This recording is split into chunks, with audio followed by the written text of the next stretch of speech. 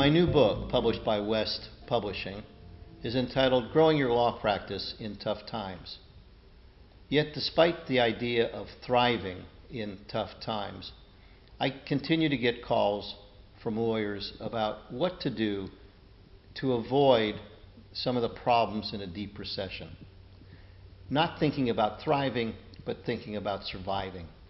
And so I thought I'd revisit something that I did some time ago, this sort of 8 steps to stay viable, 8 steps to stay above the sea level in tough times. And let me start by listing off these 8 items. First and foremost, whether you're in good times or in bad times, is to emphasize collections. Make sure that you are collecting what you're billing. Realization rate, another frame of reference for this concept, is really important. That realization rate should be above 90%.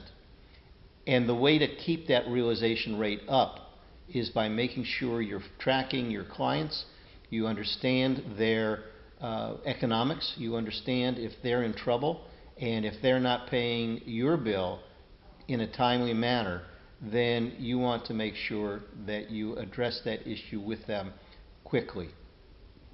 The second action step would be to conserve cash. Cash is always king, in good times or in bad times.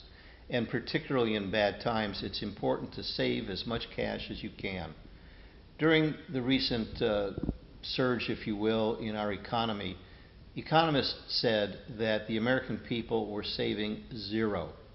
In today's world, the number now is 6%. So now the discussion is turning, well, are we saving too much? Is our economy somewhat sluggish because we're not spending as much as we used to, and we are a demand-driven economy? However that discussion goes, and whatever your political and economic feelings are in that vein, the idea for a lawyer in tough times is to make sure that you have enough cash. That's been evident in some of our major corporations holding back on some of their expenditures and the tremendous amounts of cash that they now have in their till. We see that in today's world when some of those companies are now beginning to disgorge large amounts of cash for the purpose of making acquisitions, major acquisitions. So too, in terms of our legal profession, be sure that the investments you make, the expansions that you make, are made with current dollars and not future dollars.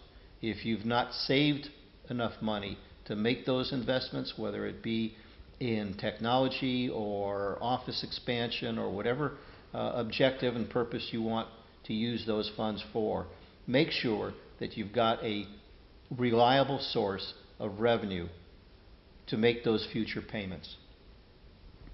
Third is to expand your marketing efforts. And here I'm not talking about more advertising. I am talking about, well, doing it on the cheap, if you will, doing it smartly, doing it without the expenditure of a lot of money. And how might that be? Well, writing articles, picking up the telephone and calling clients that you haven't seen or heard from for a while. These kinds of things, traditional marketing is very successful. The social media that's available today to us at nominal, if zero cost, are other ways that you can enhance your marketing effort. Begin to focus on your marketing energy to help you attract more clients, more revenue in these times. Fourth is to control bonuses. We'll deal with bonuses in another segment, but I want to highlight here that oftentimes we get enamored with the idea of giving our employees, our associates, and so forth, bonuses because they're there, because they've perhaps done a good job, but because it's expected. And here there's a whole different thing about entitlement on the part of an employee, but on your part as the employer, make sure that you control your bonuses. Do not make them part of additional compensation, which then obligates you to that higher level of pay in the future. Next is to reassess your office space. Do you really need all the office space that you have? Take a look at the lease. Take a look at other aspects surrounding your occupancy costs and see if what you've got is what you need. See if what you've got is what you want. See if what you've got is what you can still afford to retain. If not, determine what your alternatives are and move forward in that area. Another item that will help you address tough times is to do some outsourcing. Outsourcing has been, in the minds of many, going to India, going to the Philippines, going elsewhere. But in today's economy, with so much of the American business economy, business community suffering, you can do tremendously successful, inexpensive, and effective outsourcing in the local area in the United States. In other words, almost any position that you have today in your office can be done by somebody elsewhere. And when you do that, what happens is you save yourself some overhead, you save perhaps some costs. For example, if you're in a major urban area, but you can outsource some of your requirements to a smaller community in Iowa or North Dakota or somewhere else where the cost of labor is less. What you're really doing is outsourcing your needs with a just-in-time requirement, without enhancing, without expanding, without becoming encumbered with additional obligations where you are. The seventh technique or approach that I would recommend is very simple. It's know your banker. I wrote a book on this, The Successful Lawyer-Banker Relationship. I think too few people really understand the value of understanding, knowing, and having a good relationship with the banker. The banker can provide for you some sweetheart deals in terms of loans. The banker can help your employees get good loans for a car, for a mortgage, or what have you. But the banker can also help you connect with their other customers for whom you could do legal work.